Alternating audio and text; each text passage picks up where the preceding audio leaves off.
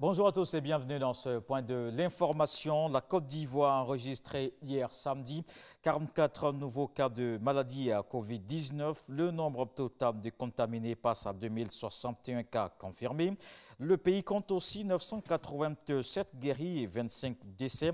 Le ministère de la Santé a fait le point de la situation. Le professeur Mamadou Samba appelle à continuer de respecter les mesures barrières.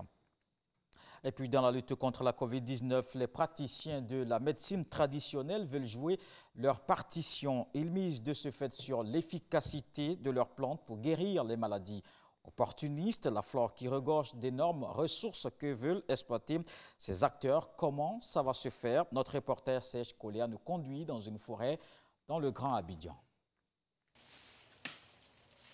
La santé par les plantes, c'est une notion qui guide tous les choix thérapeutiques de Ano Kwaou Daniel, le président de la Fédération nationale des tradipraticiens de santé et naturothérapeutes de Côte d'Ivoire. Après plus de 30 ans de pratique, connaît parfaitement les secrets médicinaux de la nature.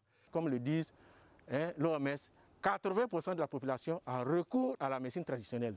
Nous avons les remèdes de la grande mère et ces remèdes se trouvent auprès de nous.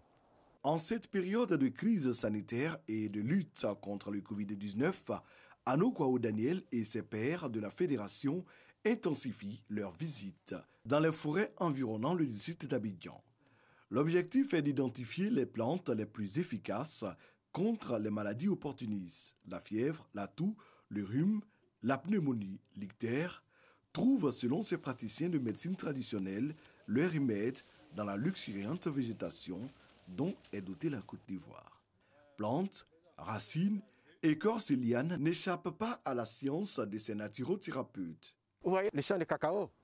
Le cacao regorge beaucoup de vitamines et d'oligo-éléments. En plus du cacao, vous avez cette plante du nom de kocha qui rentre dans le traitement de l'ictère, des hépatites, du paludisme. Donc en prenant ce médicament, déjà, ça renforce le système immunitaire, le système de défense. Observation, prise d'échantillons, vérification, identification des arbres et plantes essentielles ont meublé cette visite. Nous avons déjà des médicaments qui ont été déposés pour analyse. Un seul médicament analysé à 300 000 francs et ce n'est pas toute l'analyse. Toxicité, aiguë, efficacité et ça s'arrête là. Donc on demande à l'État de Côte d'Ivoire de nous aider à ce que nous puissions avoir les fonds pour pouvoir analyser nos médicaments. La nature, dans toute sa splendeur, dégage de la vie et les membres de la Fédération nationale des tradipraticiens de santé et naturothérapeutes de Côte d'Ivoire veulent en tirer les meilleures essences pour lutter avec leurs propres moyens contre le Covid-19. Et puisqu'on parle de lutte contre la Covid-19, à suivre le magazine du dimanche, nous recevrons le docteur Anis Cézran. Il est historien de la santé. Avec lui, on parlera des grandes pandémies qui ont marqué le monde, telles que la peste, la grippe espagnole et aujourd'hui la Covid-19. Ce sera dans le journal de 13 h.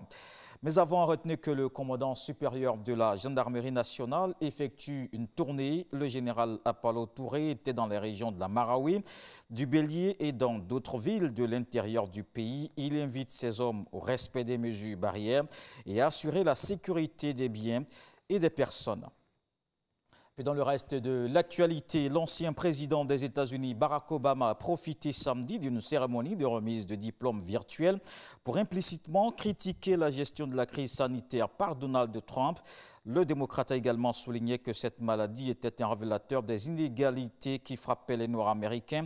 Le locataire de la Maison-Blanche a d'ailleurs répliqué au dernier discours de son prédécesseur en tweetant un nouveau Obamagate. Et puis sur le continent, plus de 5 millions d'électeurs béninois sont convoqués ce dimanche 16 mai aux urnes. Il s'agit de l'élection communale, la 4e depuis le renouveau démocratique de février 1990.